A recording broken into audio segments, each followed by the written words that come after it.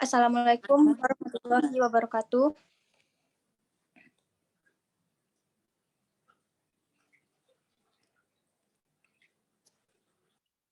Baiklah, pada kali ini kelompok 5 akan mempresentasikan jurnalnya yang berjudul Dampak Pandemi COVID-19 dalam Perspektif Wawasan Nusantara sebagai Geopolitik di Indonesia.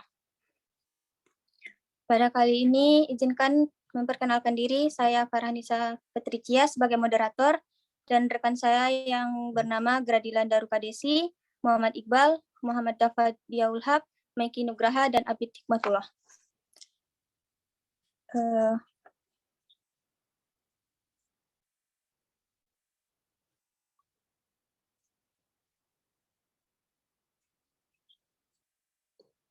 Siap, mohon izin rekan bisa share PPT-nya rekan.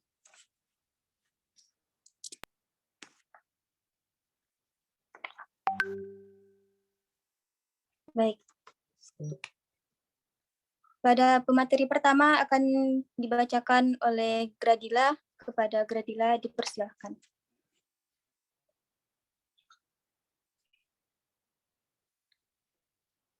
Bisa lanjut, rekan. Baiklah, izin untuk membacakan. Yang pertama, latar belakang. World Health Organization atau WHO secara resmi telah menyatakan virus corona COVID-19 sebagai pandemi global sejak 11 Maret 2020.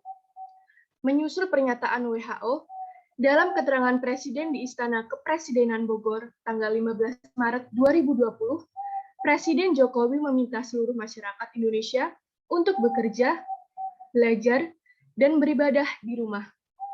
Dalam kesempatan tersebut, Presiden Jokowi juga menegaskan bahwa pandemi COVID-19 adalah saat di mana seluruh rakyat Indonesia harus bekerja bersama-sama, saling tolong-menolong, dan bersatu pada gotong royong. Hal tersebut dimaksudkan agar menjadi sebuah gerakan masyarakat, sehingga masyarakat-masyarakat lain yang ditumbuhkan akibat pandemi COVID-19 dapat tertangani dengan maksimal. Meluasnya dampak negatif yang ditimbulkan pandemi COVID-19 telah menjadikan pandemi COVID-19 sebagai ancaman terhadap pertahanan dan keamanan negara Indonesia. Oleh karena itu, perlu melihat COVID-19 dalam perspektif wawasan Nusantara sebagai geopolitik Indonesia.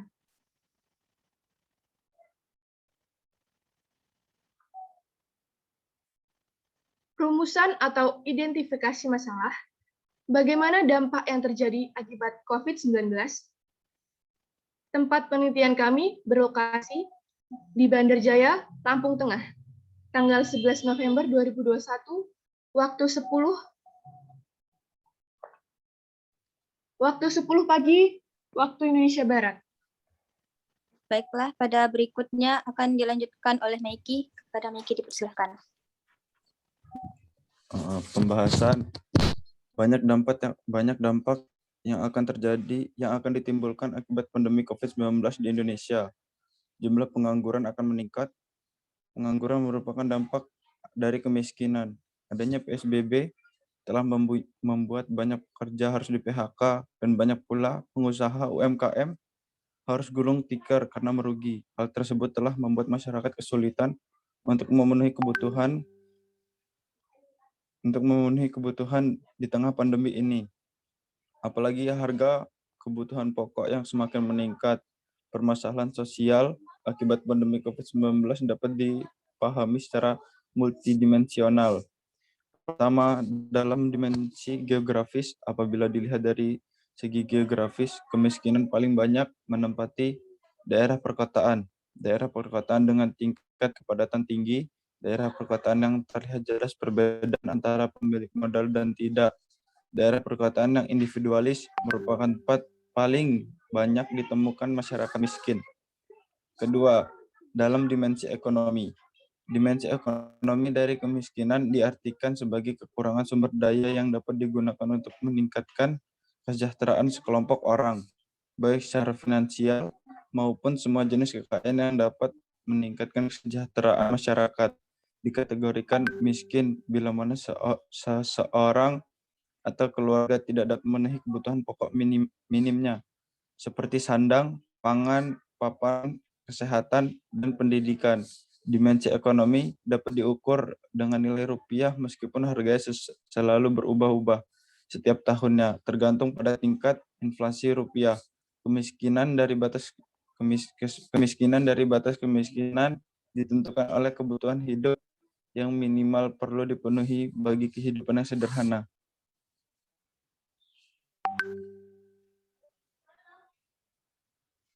Ketiga, dimensi sosiologi dan antropologi. Dimensi sosial akibat pandemi COVID-19 diartikan sebagai kekurangan jaringan sosial dan struktur yang mendukung untuk mendapat kesempatan agar produktivitas seseorang meningkat.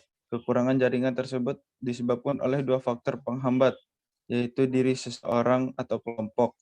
Misalnya karena tingkat pendidikan atau hambatan budaya, dan hambatan dari luar kemampuan seseorang, misalnya karena birokrasi atau peraturan resmi yang dapat mencegah mereka memanfaatkan kesempatan yang ada. Baiklah, pada bacaan berikutnya akan dibacakan oleh Muhammad Iqbal. Kepada Iqbal dipersilahkan. Baik, terima kasih rekan. Mohon izin untuk melanjutkan. Jadi yang keempat yaitu adalah dimensi politik. Dimensi sosial politik lebih menekankan pada derajat akses terhadap kekuatan yang mencakup tatanan sistem sosial politik yang dapat menentukan alokasi sumber daya untuk kepentingan sekelompok orang atau tatanan sistem sosial yang menentukan alokasi penggunaan sumber daya. Meluasnya dampak negatif yang ditimbulkan pandemi COVID-19 telah menjadikan pandemi COVID-19 sebagai ancaman terhadap pertahanan dan keamanan negara Indonesia. Oleh karena itu, perlu melihat COVID-19 dalam perspektif wawasan Nusantara sebagai geopolitik. Halo, Iqbal. Siapa? Mati lampu atau gimana, Iqbal? Bapak mohon izin, Pak.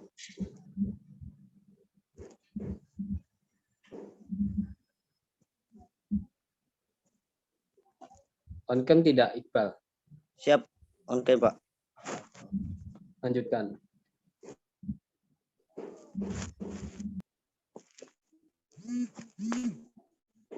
Berdasarkan wawasan Nusantara sebagai geopolitik, pemerintah Indonesia berupaya memperlambat penyebaran COVID-19 untuk meminimalisasi beban bagi tenaga medis selaku garda terdepan dalam penanganan COVID-19. Sembari memberikan waktu untuk pengumpulan sarana pengobatan COVID-19 ini, hubungan nasional pun terpengaruhi oleh cara pengurungan wilayah, pembatasan kontak fisik antar individu, serta pembatasan jumlah tenaga kerja dalam kegiatan produksi. Negara Indonesia tidak memiliki pilihan lain selain harus menerima fakta bahwa pandemi COVID-19 merupakan bencana non-alam yang mengancam peradaban manusia. Berangkat dari fakta-fakta yang ada, para pemangku kebijakan terus berupaya untuk melakukan apa yang mereka bisa dalam perjuangkan melawan COVID-19. Salah satunya adalah dengan mengeluarkan peraturan dalam penanganan COVID-19. Baik, pada berikutnya akan dibacakan oleh Abid. Kepada Abid dipersilahkan.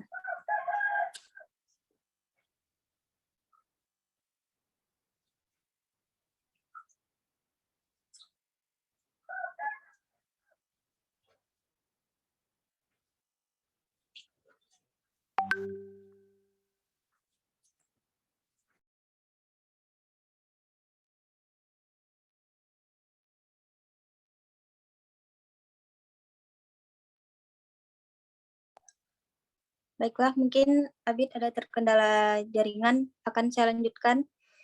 Dampak penyebaran COVID-19 telah mengakibatkan terjadi keadaan tertentu yang buruk sehingga perlu dilakukan upaya penanggulangan, salah satunya dengan tindakan pembatasan sosial berskala besar atau PSBB.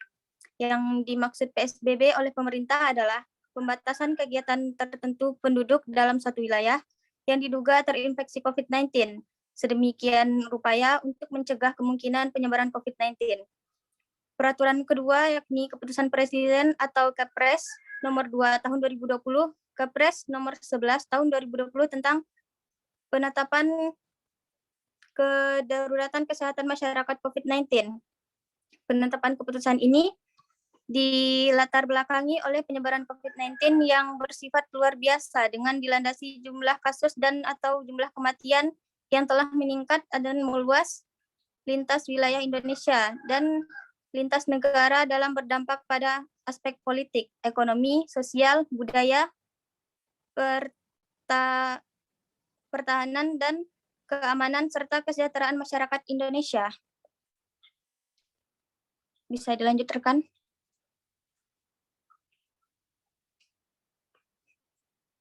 Solusi permasalahan dalam bentuk masyarakat. Cep kurang jelas rekan?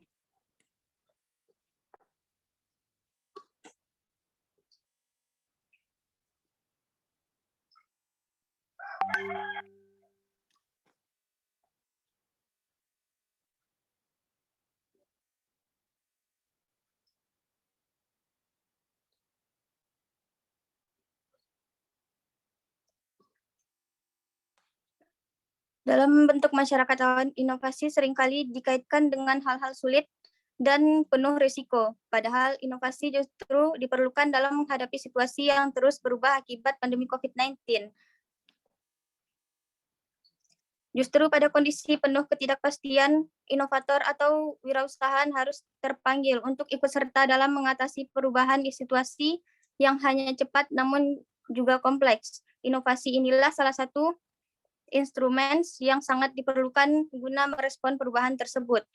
Pasalnya, inovasi tidak hanya akan berdampak merubah kondisi lebih baik dari sebelumnya, tetapi juga diharapkan mampu membawa perbedaan yang signifikan dan menilai manfaat baik dari sisi ekonomi maupun sosial.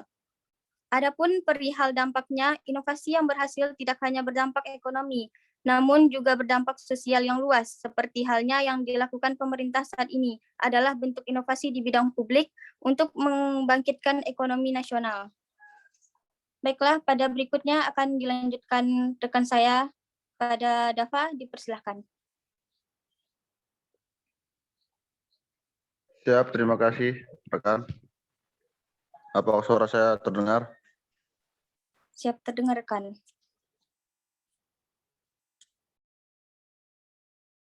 Oke, terima kasih. Saya akan melanjutkan dari rekan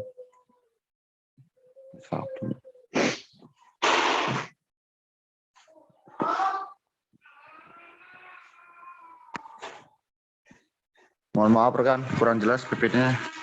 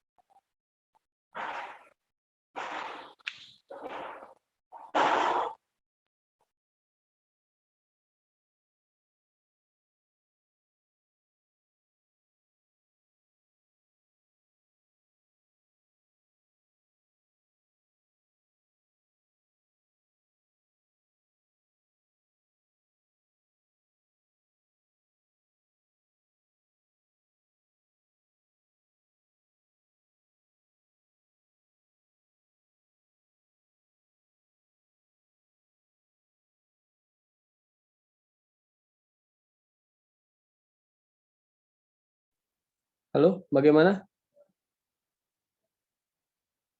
Halo. Bagaimana Kautsar Rashid?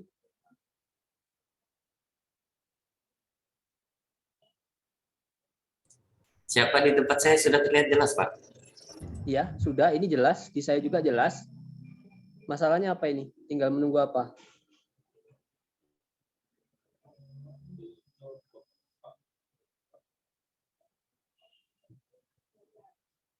Halo? Kautsar, menunggu apa lagi? Halo Pak, mohon maaf Pak. Mohon maaf, sinyal saya lagi ngadet Pak, kurang baik sinyal Pak. Jadi tidak terlihat. Maaf, untuk pembacaan saya ambil alih, mohon izin. Jadi untuk kesimpulan, meluasnya dampak negatif yang ditimbulkan pandemi COVID-19 telah menjadikan pandemi COVID-19 sebagai ancaman terhadap pertahanan dan keamanan negara Indonesia. Oleh karena itu, perlu melihat COVID-19 dalam perspektif wawasan Nusantara sebagai geopolitik Indonesia. Berdasarkan wawasan Nusantara sebagai geopolitik, pemerintah Indonesia berupaya memperlambat penyebaran COVID-19 untuk meminimalisir beban bagi tenaga medis selaku garda terdepan dalam penanganan COVID-19 sembari memberikan waktu untuk pengumpulan sarana pengobatan COVID-19 ini. Hubungan nasional pun terpengaruhi oleh cara pengurungan wilayah, pembatasan kontak fisik antar individu, serta pembatasan jumlah tenaga kerja dalam kegiatan produksi.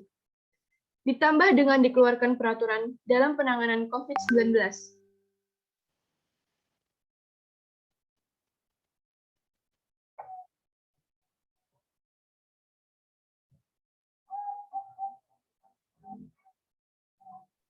Baiklah, sekian presentasi dari kelompok 5.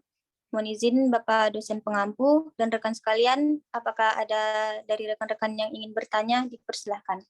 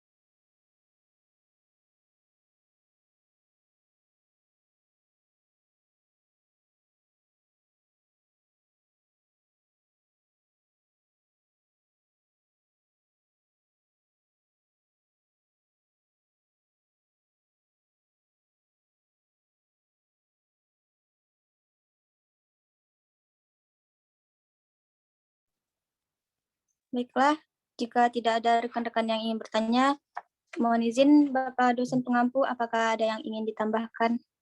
Sekian, Bapak.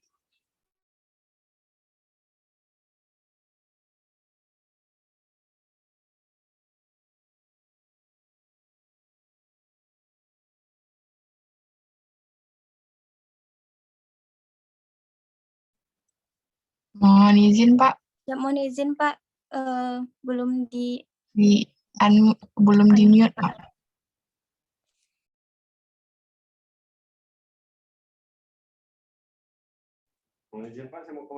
Saya sudah berbicara tadi.